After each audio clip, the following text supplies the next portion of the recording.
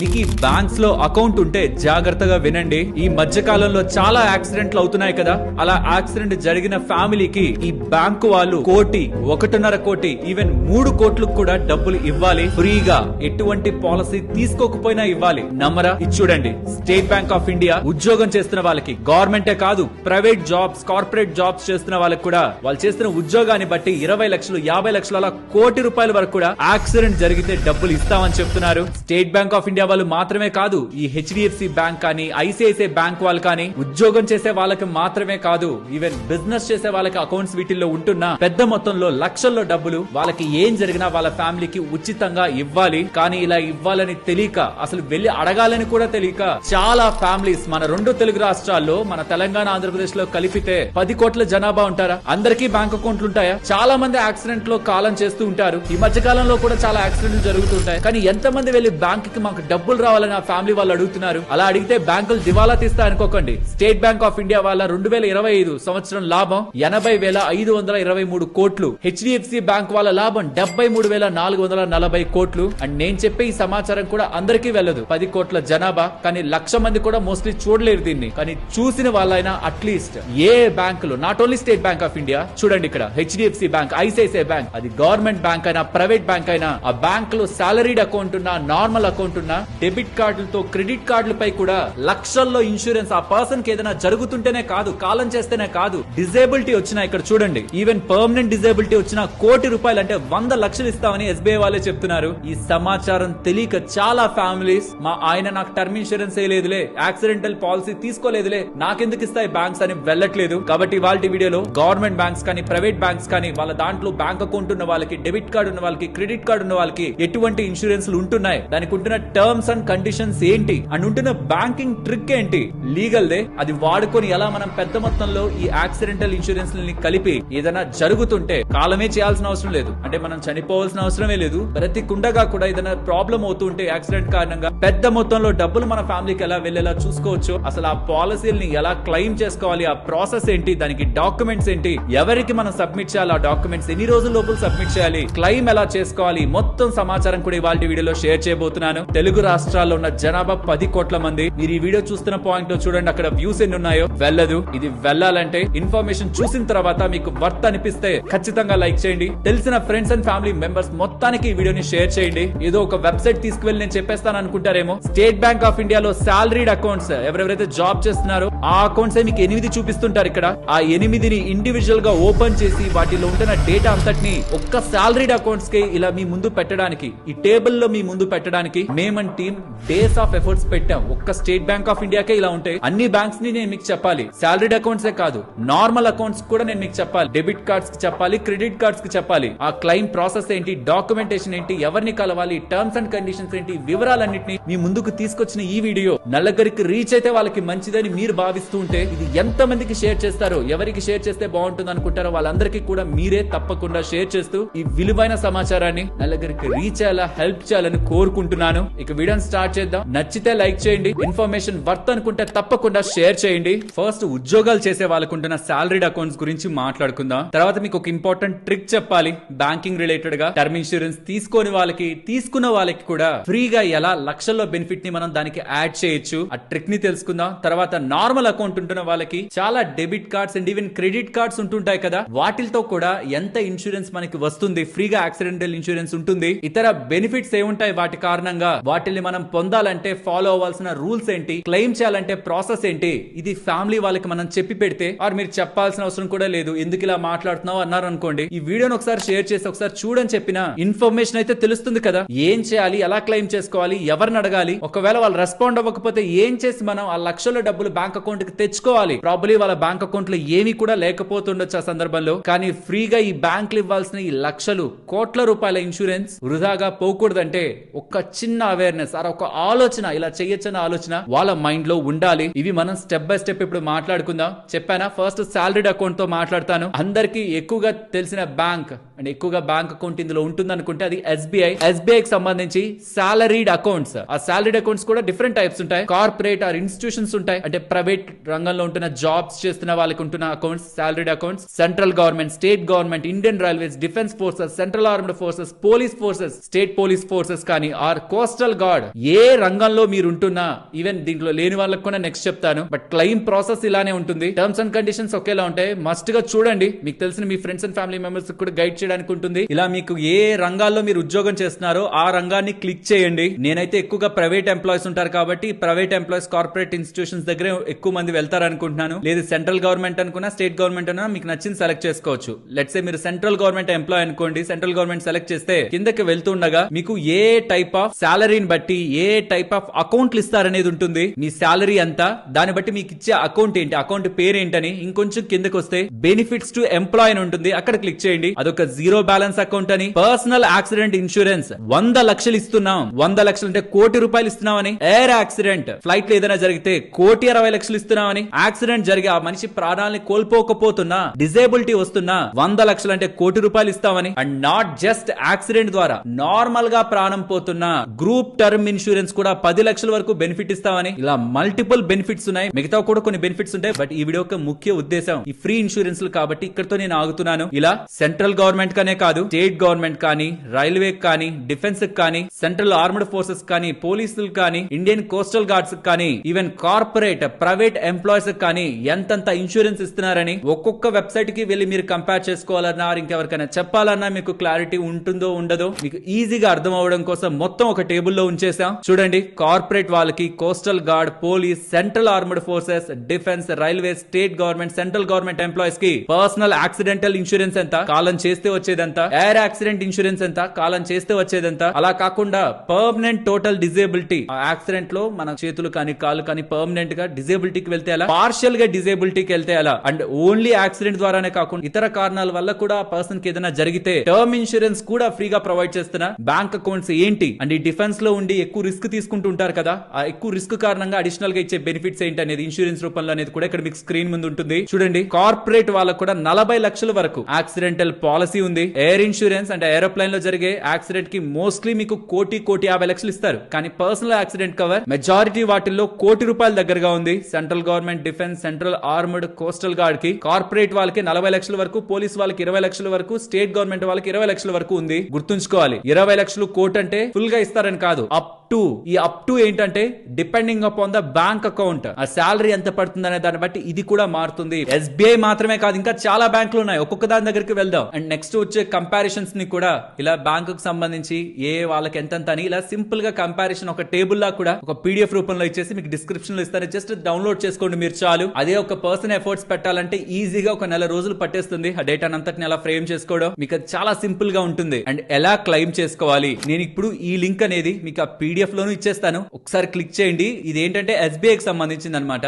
SBI ఎలా చేయాలని మీరు ఏ ఇయర్ లో చూస్తున్నా గుర్తుంచుకోండి. ఏ ఇయర్ లో చూస్తున్నా చూడండి, 18, 19, 20, 21, 22, 23, 24, 25, మీరు 26 లో చూస్తుండొచ్చు, 27 లో చూస్తుండొచ్చు. అప్పుడు కింద 26, 27 అలా పడుతూ ఉంటాయి అనమాట. మీరు ఏ సంవత్సరంలో ఉన్నారో ఆ సంవత్సరం దగ్గరికి వెళ్ళండి. 25 దగ్గర ఉన్నాం మనం, 25 దగ్గరికి వెళ్తున్నా. చూడండి, ప్రెసెంట్ వీళ్ళకి అంటే ఈ బ్యాంక్ అకౌంట్ లో పర్సనల్ యాక్సిడెంటల్ ఇన్సూరెన్స్ కవర్ ఇస్తున్నది ఓరియంటల్ ఇన్సూరెన్స్ కంపెనీ వాళ్ళు. అండ్ వాళ్ళకి సంబంధించిన గైడ్ లైన్స్ ఏంటి, అండ్ అదే వాళ్ళకి సంబంధించిన క్లెయిమ్ ప్రాసెస్ ఏంటి, క్లెయిమ్ ఎలా ఇనిషియేట్ చేయాలి, కాలం చేయడమే కాదు కదా డిజేబిలిటీ కూడా క్లెయిమ్ వస్తుంది అన్న ₹1,00,00,000 వరకు, దాని ఎలా క్లెయిమ్ చేసుకోవాలి ఇవన్నీ చెప్తారండి. ఇక్కడ క్లియర్ గా చూడండి, claims must be initiated to the insurance company with in 90 days. ఆ ప్రమాదం జరిగిన 90 డేస్ లోపు మొత్తం వివరాలన్నీ కూడా కంపెనీకి మనం చెప్పాలి, ఆ బ్యాంక్ వాళ్ళకి మనం అందించాలి. ఇక్కడ ఉన్న డాక్యుమెంట్స్ తో ఏంటి ఆ డాక్యుమెంట్స్, జస్ట్ ఈ claim intimation and claim process ఉందా ఇది క్లిక్ చేయండి. మీకు ఇలాగ వస్తుంది. దాంట్లో ఆ పర్సన్ ఒక వివరాలని ఫిల్ చేసి, ఆ పర్సన్ ఒక సాలరీ బ్యాంక్ అకౌంట్ ఆ డీటెయిల్స్ అన్నిటిని ఫిల్ చేశాక చివరిలో ఏ బ్యాంక్ అకౌంట్ లో అయితే డబ్బులు పడాలో ఆ డీటెయిల్స్ ని కూడా ఫిల్ చేసి ఈ సంబంధిత బ్యాంక్ ని అప్రోచ్ అయ్యి వాళ్ళకైనా మీరు ఆ క్లెయిమ్ ని ఇంటిమేట్ చేయొచ్చు. ఆరు వాళ్ళు మాకు తెలియదే ఇలాంటిది లేదనుకుంటున్నాం అన్నా సరే ఇక్కడ మీకు ఆ క్లెయిమ్ వాళ్ళకి సంబంధించిన మెయిల్ ఐడీలు, పైకి వస్తే మొబైల్ నంబర్లు కూడా ఉంటాయి. వాళ్ళకి టోల్ ఫ్రీ నంబర్స్ కూడా ఉంటాయి. వాళ్ళకి కాల్ చేసి ఇలా జరిగింది, ఈ క్లెయిమ్ నేను ఇప్పుడు ఎవరికి ఇవ్వాలి, డాక్యుమెంట్ ఎవరికి ఇవ్వాలి అని మీరు అడిగినా వాళ్ళు మీకు సమాచారాన్ని ఇస్తారు. మెయిల్ కూడా మీరు పెట్టచ్చు, వాట్సాప్ లో కాంటాక్ట్ అయినా మీరు షేర్ చేయొచ్చు. సో సంబంధిత పర్సన్ ఒక పర్సన్ కి ఒక అకౌంట్ ఉంది అంటే అది ₹1,00,00,000 సమానమయ్యే అకౌంట్ కూడా అయ్యుండొచ్చు. పోనీ అట్లా కాదు, కోట్లే ఎందుకు, ఊరికే 10 లక్షల అకౌంట్ కూడా అయ్యుండొచ్చు. ఎందుకు వదిలేస్తున్నాం మనం ఊరికే, ఎంత మంది ఫ్యామిలీస్ కి ఒక ఆధారంగా ఉంటుందో ఆలోచించండి. సో ఇది క్లెయిమ్స్ చేసుకునే ప్రాసెస్. మీరు చూస్తున్నది 2026 సంవత్సరం అయితే 2026 దగ్గరకే వచ్చి క్లిక్ చేయండి. ఎందుకంటే ఒక్కొక్కసారి ఒక్కొక్క సంవత్సరం ఒక్కొక్క కంపెనీ ఇన్సూరెన్స్ ఇస్తుంది. లెట్స్ సే 2021లో చూడండి, యునైటెడ్ ఇండియా వాళ్ళు ఇన్సూరెన్స్ ఇచ్చారు. ఇప్పుడు 2025లో ఓరియంటల్ ఇన్సూరెన్స్ వాళ్ళు ఇస్తున్నారు. సో ఒక్కొక్కసారి ఒక్కొక్కరు ఉంటారు. కాబట్టే ఎస్బీఐ వాళ్ళకి ఎవరు, హెచ్డిఎఫ్సి బ్యాంక్ వాళ్ళకి ఎవరు, ఐసిఐసిఐ బ్యాంక్ వాళ్ళకి ఎవరు అండ్ వాళ్ళని ఎలా మనం అప్రోచ్ అవ్వాలి అది మనకి ఈ వెబ్సైట్ లోనే తెలుస్తుంది. అది ఎస్బీఐ వెబ్సైట్. కాకపోతే మీరు ఇక్కడికి రావాలంటే ప్రాబ్లీ వెతకడం కష్టం అవ్వచ్చు. అందుకే మీకు ఆ పీడిఎఫ్ హెల్ప్ అవుతుంది అని చెప్తున్నాను. ఈ వర్క్ అంతా చేశాం కాబట్టి. అండ్ ఇది కూడా ఇంపార్టెంట్ గా ఒకసారి గమనించండి. లెట్స్ సే మీకుంటున్న బ్యాంక్ అకౌంట్ ఇక్కడ ఎస్బీఐ వాళ్ళు ఎయిర్ యాక్సిడెంట్ కి 1,60,00,000 కొన్ని వాటికి ఇస్తున్నారా? అదే పర్సన్ కి ఒకవేళ డెబిట్ కార్డ్ ఉండే, అది కూడా రూపే డెబిట్ కార్డ్ అయింటే, నెక్స్ట్ మనం డెబిట్ కార్డ్స్ మీద ఏ డెబిట్ కార్డ్ మీద ఎంతెంత ఇన్సూరెన్స్ వస్తుంది అనేది కూడా మాట్లాడుకుంటాం. బట్ ఒకవేళ ఈ శాలరీ అకౌంట్ ఉంటూ తను వాడుతున్నది రూపే డెబిట్ కార్డ్ అయితే అక్కడ ఇంకొక ₹1,00,00,000 వరకు అడిషనల్ ఇన్సూరెన్స్ మనకి వస్తుంది. సింపుల్ గా ₹2,60,00,000 జస్ట్ ఎస్బీఐ బ్యాంక్ అకౌంట్ ఉండి ఇంకొక డెబిట్ కార్డ్ ఉండడం ద్వారా యాక్సిడెంట్ ఇన్సూరెన్స్ పొందుతున్నట్టు. తనకు ఒకవేళ టర్మ్ ఇన్సూరెన్స్ ఇంకొక 2.5 కోట్లు ఉంటే ఇవన్నీ కలిపితే ఫ్యామిలీకి పెద్ద మొత్తంలో డబ్బులు వెళ్తున్నట్టు. టర్మ్ ఇన్సూరెన్స్ ఉందని ఫ్యామిలీకి తెలుస్తుంది, వాళ్ళు దాన్ని క్లెయిమ్ చేసుకుంటారు. కానీ ఇలాంటి బెనిఫిట్స్ ఉన్నాయి, అట్లీస్ట్ ఇది ఒక యాంగిల్ ఉందన్న విషయం కూడా చాలా ఫ్యామిలీస్కి తెలియకపోవడం బాధాకరమైన విషయం.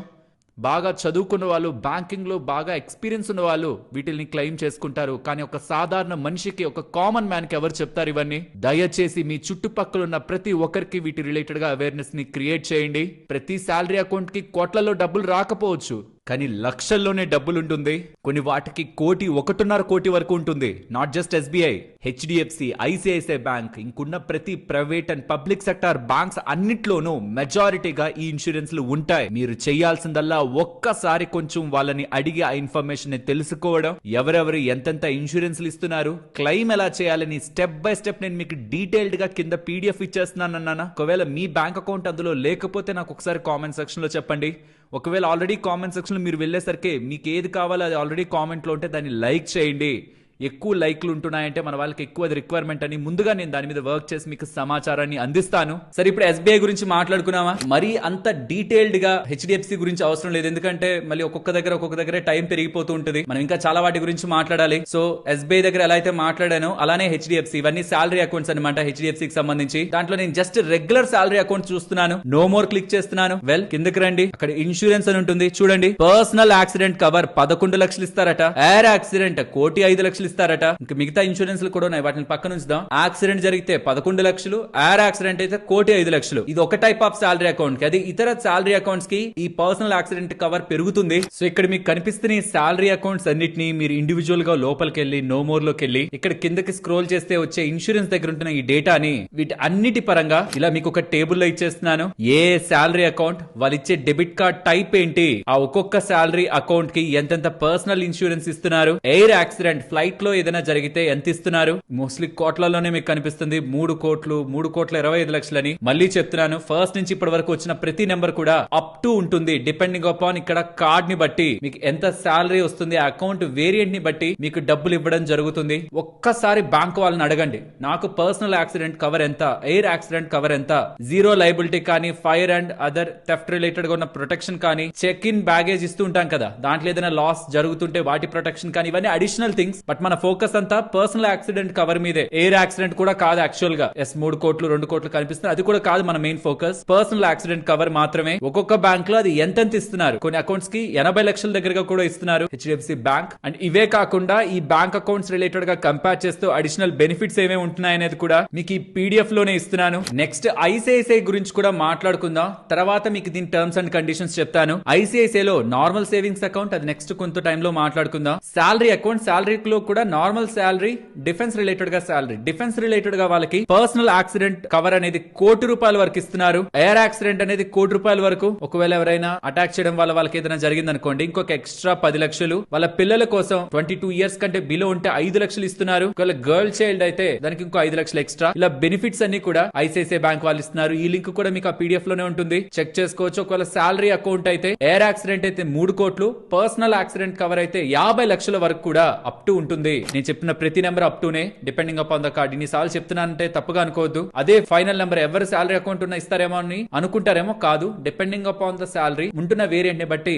మినిమం లో మినిమం మనకి చిన్న అమౌంట్ నుంచి పెరుగుతూ ఈవెన్ ₹1,00,00,000 వరకు కూడా, 3 కోట్ల వరకు కూడా ఎయిర్ యాక్సిడెంట్ లో ఇన్సూరెన్స్ లభిస్తుంది. లేదు ఇంకా మీకు వేరే వాటిలో కూడా శాలరీ అకౌంట్స్ ఉన్నాయంటే నాకు కింద చెప్పండి. కింద నాకు చెప్పి 1 డే 2 డే టైం ఇవ్వండి. తర్వాత వచ్చి వీడియోలో చూడండి, కింద అప్డేట్ చేయడానికే మా టీం ప్రయత్నిస్తుంది మాక్సిమం వెతికి. ఎందుకంటే ఇక్కడ చూడండి, మీకు టర్మ్స్ అండ్ కండిషన్ కండిషన్స్ చెప్పడానికి వీళ్ళు ఇచ్చిన టర్మ్స్ అండ్ కండిషన్స్ ని మొత్తాన్ని చదువుకుంటూ వస్తే ఇన్సూరెన్స్ రిలేటెడ్ గా హెచ్డిఎఫ్సి బ్యాంక్ వాళ్ళు ఏం చెప్తున్నారంటే ఇన్సిడెంట్ జరిగిన 30 రోజుల్లోపు ఇన్ఫార్మ్ చేయాలి త్రూ బ్యాంక్ అంటున్నారు. బ్యాంక్ వాళ్ళకి ఇన్ఫార్మ్ చేయాలట. అండ్ క్లైమ్ రిలేటెడ్ గా ఉన్న డాక్యుమెంట్స్ అన్నిటినీ కూడా విత్ ఇన్ 60 డేస్ లోపే సబ్మిట్ చేయాలి. ఏంటిది? హెచ్డిఎఫ్సి బ్యాంక్ కి సంబంధించి. అదే ఎస్బీఐ కి సంబంధించి 90 డేస్ లోపు ఇన్ఫార్మ్ చేయాలి, 180 డేస్ లోపు మొత్తం సబ్మిట్ చేసేయాలి, క్లైమ్ డాక్యుమెంట్ సబ్మిట్ చేయాలి. సో ఒక్కొక్కరికి ఒక్కొక్కలా ఉంది. కాబట్టి నేను సజెస్ట్ చేయాలనుకుంటున్నది మినిమం 2 వీక్స్ లోపు ఇన్ఫార్మ్ చేసేయాలి, మాక్సిమం 30 డేస్ లోపు డాక్యుమెంట్స్ ఇచ్చేయడానికి మైండ్ లో మనం పెట్టుకోవాలి. ఎస్, ఆ ఇన్సిడెంట్ జరిగినప్పుడు అందరూ ఆ ఫోకస్ లోనే ఉంటారు. బట్ దీన్ని 2 వీక్స్ లోపు కంప్లీట్ చేసుకుంటే స్ట్రెస్ ఫ్రీగా ఉంటాం. బికాస్ మీరు ముందుకు వెళ్లే ప్రాసెస్ లో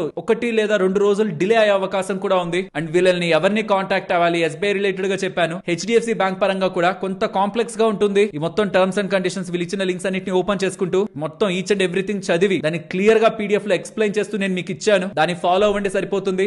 ఐసిఐసిఐ బ్యాంక్ కూడా ఇంకేదైనా ఇతర బ్యాంక్ ఉన్నా నాకు చెప్పండి, మా వాళ్ళు వర్క్ చేసి దాన్ని కూడా అప్డేట్ చేస్తారు. బట్ 2 వీక్స్ లోపు ఇన్ఫార్మ్ చేయాలి, 4 వీక్స్ లోపు మొత్తం క్లైమ్ ని మనం కావాల్సిన డాక్యుమెంట్స్, మన బ్యాంక్ అకౌంట్ అంటే ఎవరి బ్యాంక్ అకౌంట్ లో డబ్బులు పడాలి అది అన్ని కూడా ఇచ్చేసేయాలన్నది, డిలే చేయకుండా చేయాలన్నది గుర్తుంచుకోవాలి. పర్సనల్ యాక్సిడెంటల్ ఇన్సూరెన్స్ మాత్రం ఎన్ని బ్యాంక్ అకౌంట్స్ ఉన్నా, సాలరీ అంటే ఒకటే ఉంటుంది అనుకుందాం, మిగిలిన 4-5 బ్యాంక్ అకౌంట్లు ఉంటున్నా దాన్ని ప్రతి బ్యాంక్ దగ్గర నుంచి మన వాళ్ళు క్లెయిమ్ చేసుకోవచ్చు పర్సనల్ యాక్సిడెంటల్ కవర్ ని. ఎందుకంటే అది జనరల్ ఇన్సూరెన్స్ కిందకి వస్తుంది, లైఫ్ ఇన్సూరెన్స్ కిందకి రాదు. సో ఎందుకు మీరు ఆల్రెడీ వేరే బ్యాంక్ దగ్గర తీసుకున్నారు, మేము ఎందుకు ఇవ్వాలనే దానికి లేదు. ఎంత మంది దగ్గర మీకు ఉంటున్న ఇన్సూరెన్స్ అది మనం క్లెయిమ్ చేసుకోవచ్చు. సాలరీడ్ అకౌంట్స్ గురించి అయితే క్లారిటీ వచ్చింది అనుకుంటున్నాను. చాలా సాలరీడ్ అకౌంట్స్ ఉన్నాయి, వాటన్నిటి డేటా కూడా మీకు ఆ పీడిఎఫ్ లో ఉంటుంది. ఒకవేళ నేను ఆ పీడిఎఫ్ లో ఇవ్వలేదు అనుకుందాం, బట్ ఆ పీడిఎఫ్ అప్డేట్ అవుతూ ఉంటుంది టైం టు టైం. అంటే ఈ పాయింట్ ఆఫ్ టైం కి మేము ఏం వర్క్ చేసామో అది అక్కడ పెడుతున్నాను. నెక్స్ట్ మీరు క్వశ్చన్స్ అడుగుతారు కింద, ఇది లేదా ఈ బ్యాంక్ లేదని, ఎంత చిన్న బ్యాంక్ అయినా అడగండి, దాన్ని ఎప్పటికప్పుడు అప్డేట్ చేస్తూనే ఉంటాం. ప్రతి ఒక్కరికి హెల్ప్ అయ్యేలా మీరు కూడా మీకు తెలిసిన ఇన్ఫర్మేషన్ ని షేర్ చేయండి. అండ్ కంటెంట్ వర్త్ అనిపించిందంటే ఖచ్చితంగా లైక్ చేయడం మర్చిపోవద్దు. ఇప్పుడు నార్మల్ బ్యాంక్ అకౌంట్స్ గురించి మాట్లాడుకుందాం. నార్మల్ బ్యాంక్ అకౌంట్స్ కి మనకి ఇలా డెబిట్ కార్డ్స్ ఉంటాయి, ఈవెన్ క్రెడిట్ కార్డ్స్ కూడా ఉంటుంటాయి కదా, వాళ్ళ పరిస్థితి ఏంటి?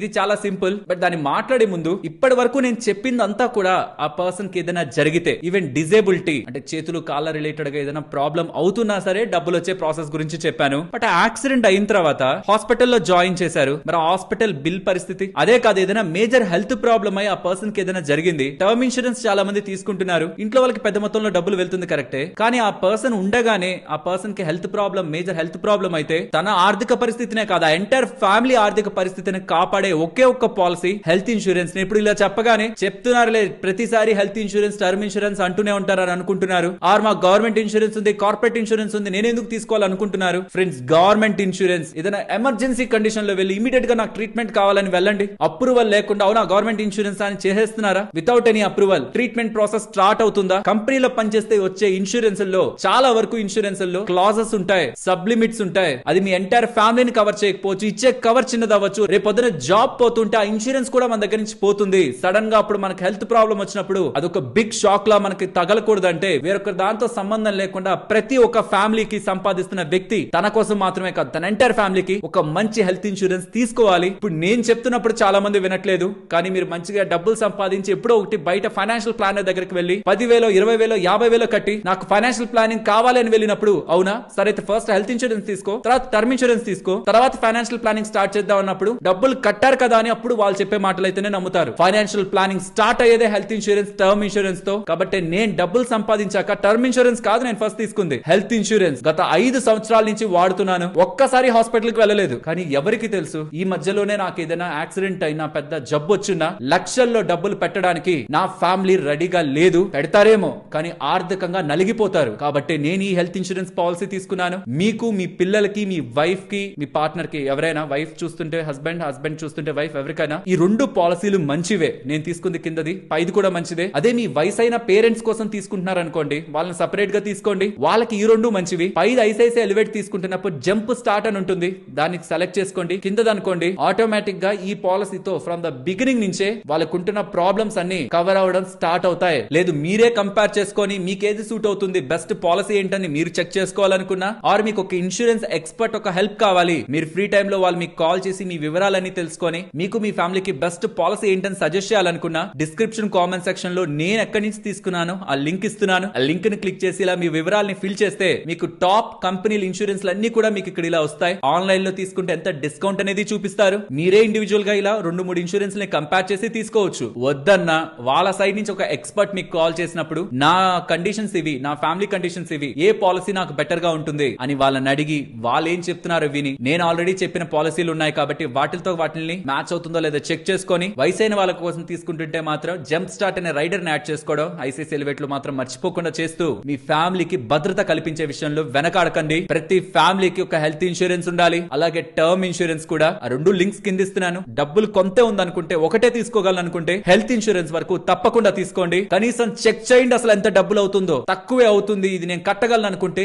ఇమీడియట్ గా తీసుకోండి, నిర్లక్ష్యం చెయ్యొద్దు. ఇప్పుడు సాలరీడ్ అకౌంట్స్ కాకుండా పర్సనల్ గా మనం వాడే నార్మల్ బ్యాంక్ అకౌంట్స్ ఉంటాయి కదా, వాటిల్లో ఏ డెబిట్ కార్డ్ కి ఎంతెంత personal accidental insurance, air accident insurance ఎంత వస్తుందో చూద్దాం. బట్ దానికి ముందు మీకు ఒక ఇంపార్టెంట్ ట్రిక్ చెప్పాలి. లెట్స్ సే నా సాలరీ 10 లక్షలు అనుకోండి సంవత్సరానికి, నాకు అప్పుడు టర్మ్ ఇన్సూరెన్స్ ఎంత ఇస్తానని చెప్తారు? మాక్సిమం ఒక 25 టైమ్స్ 10 లక్షలు మల్టిప్లైడ్ బై 25 అంటే 2,50,00,000 మాత్రమే నాకు టర్మ్ ఇన్సూరెన్స్ ఇస్తారు కదా. లెట్స్ సే నేను ఒక కంపెనీలో టర్మ్ ఇన్సూరెన్స్ తీసేసుకున్నాను. నేను ఆల్రెడీ హెచ్డిఎఫ్సి వాళ్ళ దగ్గర టర్మ్ ఇన్సూరెన్స్ తీసుకున్నాను. ఆ లింక్ కూడా మీకు డిస్క్రిప్షన్ కామెంట్ సెక్షన్ లో ఉంటుంది. నేను ఆల్రెడీ వీళ్ళ దగ్గర ఒకవేళ 2,50,00,000 టర్మ్ ఇన్సూరెన్స్ తీసేసుకుంటే, ఎందుకంటే నాకు అంతవరకే ఇస్తారు కాబట్టి, నేను ఇంకొక కంపెనీ దగ్గరకు కూడా వెళ్ళి ఇంకొక 2,50,00,000, ఇంకొక కంపెనీ దగ్గరకు కూడా వెళ్ళి ఇంకొక 2,50,00,000 తీసుకోకూడదు. అలా తీసుకొని 3 కంపెనీల దగ్గర 2,50,00,000 2,50,00,000 తీసుకుంటే టోటల్ గా 7,50,00,000 నాకేదైనా జరిగితే నా ఫ్యామిలీకి వస్తుంది అనుకుంటే అది purely big mistake. Term insurance rules ప్రకారం నాకెంతైతే కవరేజ్ రావాలో మాక్సిమం అందరూ కలిపి నాకు అంతే ఇవ్వాలి. నేను ఎన్ని తీసుకుంటే అని రావు. అర్థమవుతుందా? నాకు 2,50,00,000 రావాలి మాక్సిమం నా లైఫ్ కవరేజ్ అది అనుకుంటే, అది ఒక కంపెనీ ఇచ్చినా అదే వస్తుంది. అందరూ అయినా డివైడ్ చేసుకుంటారు దాన్ని. మనం తీసుకున్నాం కదా, అన్ని పాలసీలు వర్తించవు టర్మ్ ఇన్సూరెన్స్ లో.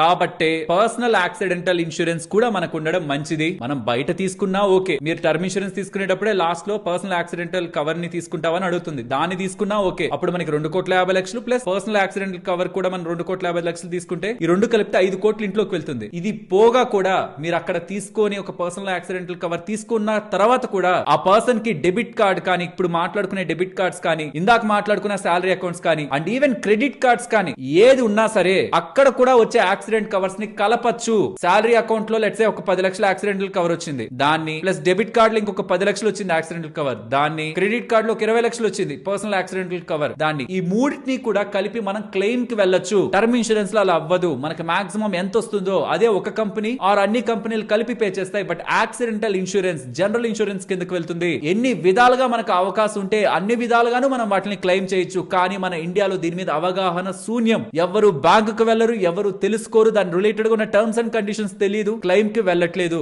బ్యాంక్స్ కది లాభం, మనకది నష్టం. దీని మీద అవగాహన ఎంతైతే అంత పెరగాలి ప్రజల్లో. జస్ట్ ఒక చిన్న నిర్లక్ష్యం కారణంగా చాలా ఫ్యామిలీస్ కి డబ్బులు వెళ్ళట్లేదు. ఈ లాజిక్ ని గుర్తుంచుకోండి. టర్మ్ ఇన్సూరెన్స్ ఆ పర్సన్ సంపాదిస్తున్న దానికి మ్యాక్స్ ఎంతైతే కవర్ ఉంటుందో, ఎన్ని కంపెనీల దగ్గర నుంచి పాలసీలు వేసినా మ్యాక్స్ అంతే తనకు వస్తుంది. కానీ పర్సనల్ యాక్సిడెంటల్ ఇన్సూరెన్స్ మీకు అడిషనల్ గా చాలా బ్యాంకులు ఫ్రీగా ఇస్తున్నాయి. సాలరీ అకౌంట్ కి, నార్మల్ అకౌంట్ కి, క్రెడిట్ కార్డ్ కి, కొన్ని డెబిట్ కార్డ్స్ కి ఇప్పుడు మాట్లాడుకుంటాం ఫ్రీగా ఇస్తున్నాయి. మీరు అడిషనల్ గా తీసుకున్న అన్నిటినీ కూడా మీరు క్లెయిమ్ కి వెళ్ళొచ్చు. ఐ మీన్ మన రిలేటెడ్ గా ఉన్న వాళ్ళు క్లెయిమ్ కి వెళ్ళొచ్చు. సో ఇప్పుడు నేను ఏదైతే డేటా చూపిస్తున్నానో ఇది అఫీషియల్ గా ఒక్కొక్క బ్యాంక్ వెబ్సైట్ లోకి వెళ్ళి వాళ్ళ రిలేటెడ్ గా ఉన్న డేటాను తీసుకొని అండ్ వాటి రిలేటెడ్ గా ఉన్న టర్మ్స్ అండ్ కండిషన్స్ ని, వాటి ఎలిజిబిలిటీస్ ని కూడా ఇలా డేటా రూపంలో తీసుకుంటూ దీన్ని ఇప్పుడు మీకు ఇలా టేబులర్ ఫార్మ్ లో ఎక్స్ప్లెయిన్ చేస్తాను. ఫస్ట్ పబ్లిక్ సెక్టర్ బ్యాంక్ అనే ఎస్బీఐ తో ఎక్స్ప్లెయిన్ చేస్తున్నాను. ఇంకా చాలా బ్యాంక్స్ ఉన్నాయి. మీరు ఏదైనా వాడుతుంటే అది నా కామెంట్ సెక్షన్ లో చెప్తే విత్ టైం నేను దాన్ని అప్డేట్ చేస్తాను. ఇప్పటికైతే మోస్ట్లీ మెజారిటీ మన వాళ్ళ దగ్గర ఉంటున్నది ఇవి అనుకొని ఇవి ఎక్స్ప్లెయిన్ చేస్తున్నా. స్టేట్ బ్యాంక్ లో ఉంటున్న టైప్ ఆఫ్ డెబిట్ కార్డ్స్ ఏంటి, సేవింగ్స్ అకౌంట్ ని బట్టి మీ డెబిట్ కార్డ్ ఏంటి, ఆ డెబిట్ కార్డ్ కి పర్సనల్ యాక్సిడెంటల్ కవర్ ఎంత వస్తుంది, ఎయిర్ యాక్సిడెంట్ కవర్ ఎంత వస్తుంది అనేది ఇక్కడ మీకు ఉంటుంది. రూల్ ఏంటంటే స్పెషల్లీ డెబిట్ కార్డ్స్ కనే కాదు, క్రెడిట్ కార్డ్స్ కూడా ఇదే రూల్ ఉంటుంది. ఆ ఇన్సిడెంట్ జరిగిన 90 రోజుల ముందులో ఒక్కసారైనా కార్డ్ ని వాడుండాలి. డెబిట్ కార్డ్ ని ఇన్సూరెన్స్ కావాలంటే, వాడడం అంటే డబ్బులు పెట్టి కొనాలా ఏదైనా అవసరం లేదు. ఏటీఎం కైనా వాడుండాలి, కనీసం ఏటీఎం లో అయినా కార్డ్ ని వాడుండాలి. అప్పుడే అది మనకు వస్తుంది. అండ్ ఎయిర్ ఇన్సూరెన్స్ కావాలంటే మాత్రం చెప్పాను కదా ఇందాకే, ఖచ్చితంగా ఆ టికెట్ అనేది ఈ డెబిట్ కార్డ్ నుంచే పర్చేస్ అవ్వబడాలి. క్రెడిట్ కార్డ్ అయితే ఆ క్రెడిట్ కార్డ్ నుంచే పర్చేస్ అవ్వబడాలి, కట్ అయి ఉండాలి. సో అన్నిటిని కలపడానికి అవ్వదు. ఫ్లైట్ టికెట్ కి పర్సనల్ యాక్సిడెంటల్ కవర్ మాత్రం కలపచ్చు. ఇది ఎస్బీఐ. ప్రైవేట్ సెక్టర్ బ్యాంక్స్ లో హెచ్డిఎఫ్సి బ్యాంక్ రిలేటెడ్ గా ఏ డెబిట్ కార్డ్ ఉంది దాని రిలేటెడ్ గా నార్మల్ గా మనకు ఒకటి ఇస్తారు యాక్సిడెంటల్ ఇన్సూరెన్స్ అని. తర్వాత యాక్సలరేటెడ్ అని మనం ఎంత స్పెండ్ చేస్తున్నాం ఆ డబ్బుల మీద, అంటే ఆ బ్యాంక్ డెబిట్ కార్డ్ మీద ఎంత ఎక్కువ స్పెండ్ చేస్తున్నాం అనే దాన్ని బట్టి అది ఇంకా పెంచుతారనమాట కవరేజ్. బట్ మనం బేస్ నే చూసుకుందాం. ఏ డెబిట్ కార్డ్ కి ఎంత బేస్ యాక్సిడెంటల్ కవర్ ఇస్తున్నారు, ఎయిర్ యాక్సిడెంట్ ఎంత వరకు ఇస్తున్నారు. 3 కోట్ల వరకు కూడా ఇచ్చేటు ఉన్నాయి, ₹1,00,00,000 వరకు కూడా ఇచ్చేటు ఉన్నాయి. ఇక్కడ 90 డేస్ కాదు, ఇక్కడ 30 డేసే. ఒక్కసారైనా షాపింగ్ చేసి ఉండాలంట. ఇక్కడ ఏటీఎం కాదు వాడడం, ఇక్కడ షాపింగే చేసి ఉండాలి. సో నేనేం చెప్తానంటే ఈ రూల్స్ అన్నిటిని గుర్తుపెట్టుకోవడంలో నేను మొత్తానికి ఫైనలైజ్ చేసింది ఏంటంటే మంత్ కు ఒక్కసారైనా ఆ డెబిట్ కార్డ్ ని తీసి ఒక బయట షాప్ లో అయినా వాడండి. పిఓఎస్ ట్రాన్సాక్షన్ కూడా, పాయింట్ ఆఫ్ సేల్ ట్రాన్సాక్షన్ కూడా చేయొచ్చు అంటున్నారు. అంటే మీకు ఇలాంటివి కనిపిస్తుంటాయి కదా, ఇలా మీరు స్వైప్ చేయడానికి, వీటిని పిఓఎస్ ట్రాన్సాక్షన్స్ అంటారు. ఇలా మీరు ఒక్క దగ్గరికి వెళ్ళైనా మీ కార్డ్ ని వాడితే బయట ఏదో ఒక కిరాణా కొట్లోనో ఏదో ఒక స్టోర్ లోనో వాడండి అలా ఒకసారి, యూపీఐ కి బదులు సరిపోతుంది. ఇది మీకు యాక్టివ్ లో ఉంటుంది. డెబిట్ కార్డులు నిర్లక్ష్యం చేస్తున్నారు, ఒక్కసారైనా వాడుతుండండి, నెలకు ఒక్కసారి వాడుతుండండి. ఇప్పుడు క్రెడిట్ కార్డులు యూపీఐ హవా నడుస్తుంది. డెబిట్ కార్డులు ఉంటున్న వాళ్ళు మీకు మంచిగా ఇన్సూరెన్స్ ఉంది అనుకుంటే అది ఒక్కసారైనా నెలకి వాడడం చేయడం మంచిది. అండ్ మళ్ళీ అగైన్ ఎయిర్ యాక్సిడెంట్ కవర్ రావాలంటే ఆ టికెట్ అనేది ఖచ్చితంగా ఆ డెబిట్ కార్డ్ నుంచే బుక్ అయి ఉండాలి. ఐసిఐసిఐ రిలేటెడ్ గా ఏ అకౌంట్స్ కి ఎంతెంత పర్సనల్ యాక్సిడెంటల్ కానీ ఎయిర్ యాక్సిడెంట్ కవర్ కానీ వస్తుంది అనేది కూడా మీరు గమనించవచ్చు. ఐసిఐసిఐ ఒక టర్మ్స్ అండ్ కండిషన్ ఏంటంటే నాన్ ఏటీఎం ట్రాన్సాక్షన్ 30 రోజుల్లో ఒక్కసారైనా చేసి ఉండాలి, కానీ అది 499 రూపాయలు ఉండాలి మినిమం ఐసిఐసిఐది. కోటాక్ మహేంద్ర బ్యాంక్ పరంగా కూడా ఏ కార్డ్స్ ఎంతెంత బేస్ కవర్, ఎంతెంత ఎన్హాన్స్డ్ కవర్, ఎంతెంత ఎయిర్ రిలేటెడ్ గా అంటే ఫ్లైట్ టికెట్ పరంగా వస్తుంది అనేది కూడా ఇక్కడ మీరు గమనించవచ్చు. ఇక్కడ కూడా అంతే, మినిమం ట్రాన్సాక్షన్ మనం చేస్తుండాలి. కానీ ఇక్కడ చూడండి 30 రోజుల్లో 2 సార్లైనా చేసి ఉండాలట. అండ్ ఒక్కొక్క ట్రాన్సాక్షన్ 500 రూపీస్ కి సంబంధించి ఉండాలి. సో రూల్స్ పరంగా ఈజీగా ఉంటున్నది ఏంటంటే SBI, state bank of India. Rules పరంగా కొంచెం కష్టసాధ్యంగా ఉంటున్నది కోటాక్ మహేంద్ర బ్యాంక్. 2 ట్రాన్సాక్షన్స్ చేయాలి, ఈచ్ వన్ 500 రూపీస్ అయి ఉండాలి. అండ్ సిమిలర్ గా Axis bank, Yes bank related గా కూడా డేటాని ఇక్కడ మీరు గమనించవచ్చు. ఈ డేటా అంతా కూడా మీకు పీడిఎఫ్ లో ఉంటుంది, మీరు జస్ట్ కంపేర్ చేసుకోవడమే. వీలైనంత మందికి మన వాళ్ళకి ఈ వీడియోని తప్పకుండా షేర్ చేయండి. అండ్ మళ్ళీ ఇంకొకసారి చెప్తున్నాను, టర్మ్ ఇన్సూరెన్స్ మనకి ఎంత రావాలో ఫిక్స్, దాన్ని మనం మార్చలేం. పర్సనల్ యాక్సిడెంటల్ ఇన్సూరెన్స్ ని మనం మార్చుకోవచ్చు. సో కాబట్టి ఒక టర్మ్ ఇన్సూరెన్స్ తీసుకుంటున్నప్పుడే పర్సనల్ యాక్సిడెంటల్ కవర్, దాంతో పాటు అడిషనల్ గా ఒక సేవింగ్స్ అకౌంట్ కానీ, డెబిట్ కార్డ్ కానీ, క్రెడిట్ కార్డ్ కానీ, ఈవెన్ మల్టిపుల్ సేవింగ్స్ అకౌంట్ లో మల్టిపుల్ పర్సనల్ యాక్సిడెంటల్ కవర్స్ కానీ అవన్నీ యాడ్ అయ్యాయి అనుకోండి, పెద్ద మొత్తంలో డబ్బులు ఉంటుంది. కానీ ఇక్కడ ట్విస్ట్ ఏంటంటే ఇంట్లో వాళ్ళకి తెలియాలి ఆ విషయం, బ్యాంకుకు వెళ్ళాలి, క్లెయిమ్ చేసుకోవాలని. ఒక్కొక్క బ్యాంక్ ఒక్కొక్క రకంగా ఉంటుంది. ఆ రిలేటెడ్ గా మెయిన్ టాప్ బ్యాంక్స్ ఎస్బీఐ కానీ, ఐసిఐసిఐ కానీ, యాక్సిస్ కానీ, లేకపోతే హెచ్డిఎఫ్సి బ్యాంక్ కానీ, వాటి రిలేటెడ్ గా డేటా అయితే నేను మీకు ఇచ్చేస్తున్నాను. దాన్ని స్టెప్ బై స్టెప్ ఫాలో అయ్యారంటే మీకు ఉంటుంది. లేదా అట్లీస్ట్ మన వాళ్ళతో బ్యాంకుకు వెళ్ళి అడిగినా, వాళ్ళని ఇన్ఫర్మేషన్ అడిగినా మనకి ఇన్ఫార్మ్ చేస్తారని ఒక్క ఐడియా మనం వాళ్ళకి ఇచ్చినా, అది లక్షల్లో డబ్బుల్ని వృధాగా వదులుకోకుండా ఉండేలా మనం జాగ్రత్త పడుతున్నట్టు. అండ్ దీంతో పాటు ఒకవేళ మీకంటూ మీ ఫ్యామిలీ కంటూ పర్సనల్ గా హెల్త్ ఇన్సూరెన్స్ లేకపోతే, నేను మీ మంచి కోసమే చెప్తున్నానని మీరు భావిస్తూ ఉంటే, మీకు ఈవెన్ దీని మీద నమ్మకం లేకపోతున్నా, వేరొకరు ఏదేదో చెప్తున్నారని మీకు అనిపిస్తున్నా, గుర్తుంచుకోండి, నేను కల్లారా ఒక ఫ్యామిలీ వాళ్ళ వైఫ్ కి క్యాన్సర్ వస్తే 50 లక్షలకు పైగా బిల్స్ ఆ ఇన్సూరెన్స్ కట్టడం చూశాను. దాని మీద ఆల్రెడీ వీడియో కూడా చేశాను. ఎప్పుడు క్లెయిమ్ కి వెళ్తున్నా మెజారిటీ ఆఫ్ డబ్బులు రిలీజ్ అయ్యేది. అన్ని లక్షల డబ్బులు చెప్తున్నాను కదా, ఒక నార్మల్ ఫ్యామిలీ భరించలేదు. ఇలాంటి కష్టం ఇంకెవరికైనా వస్తే మానసికంగా మనకు ఎలాగో క్షోభ ఉంటుంది, బట్ ఆర్థికంగా ఫ్యామిలీ నలిగిపోకూడదంటే ఒక్క హెల్త్ ఇన్సూరెన్స్, ఎన్ని ఉంటున్నా గవర్నమెంట్ కానీ ప్రైవేట్, మీకు ఉంటున్నా ప్రతి ఒక్కరికి ఏది ఉంటున్నా ఒక్క హెల్త్ ఇన్సూరెన్స్ ఇండివిజువల్ గా మీ ఫ్యామిలీకి మినిమం ఒక 20 లక్షలది తీసుకోండి. 50 లక్షలు తీసుకున్నా తప్పేం కాదు. ఖచ్చితంగా ఒక ఫ్యామిలీకి హెల్త్ ఇన్సూరెన్స్ ఉండాలి. నాకుంది, నా ఫ్యామిలీకి ఉంది కాబట్టి మీకుండాలి, మీ ఫ్యామిలీకి ఉండాలని కోరుకుంటున్నాను. నిర్లక్ష్యం చేయొద్దు. లింక్ డిస్క్రిప్షన్ కామెంట్ సెక్షన్ లో ఇస్తున్నాను. ముందు ఆ లింక్ ని క్లిక్ చేసి మీకు మీ ఫ్యామిలీకి మంచి హెల్త్ ఇన్సూరెన్స్ తీసుకోవడానికి ఎంత ఖర్చు అవుతుందో చూడండి. మీరు నిర్లక్ష్యం చేయకుండా మీకు మీ ఫ్యామిలీకి హెల్త్ ఇన్సూరెన్స్ తీసుకుంటారని ఆశిస్తూ ఈ వీడియోని ఎంత మందికి వీలైతే అంత మందికి షేర్ చేయండి. మరొక ఇంట్రెస్టింగ్ వీడియోతో మళ్ళీ మీ ముందుకు వస్తాను. అంతవరకు టేక్ కేర్. జై హింద్.